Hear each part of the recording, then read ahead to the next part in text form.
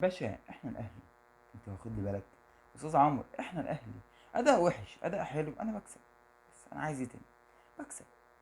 بكسب، بفوز، اداء حلو اداء وحش، عندي غيابات، عندي اصابات، عندي بريح لعيبه علشان خاطر ماتش النهائي، لان انا داخل على نهائي افريقيا، اكيد انت عارف الكلام ده، اكيد انت واخد بالك من الكلام ده. الاهم بالنسبه لي ان انا بكسب. اداء حلو اداء وحش بكسب، بعرف اكسب. انت بقى حضرتك تعرف تكسب؟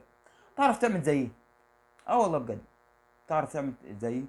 لما تعرف تعمل زيي قلدني، حاول تعمل زيي يعني. لما تعرف تعمل زيي يبقى اتكلم عني، واخد لي بالك؟ يبقى اتكلم عني لما تعرف تعمل زيي. ولكن سيظل تعليقك او الرياكشن بتاعك على مباريات الاهلي ممتع بالنسبه لي انا كاهلاوي يعني، بصراحه. بصراحه يعني. استمر يا استاذ عمرو، انت بتبسطنا جدا يعني.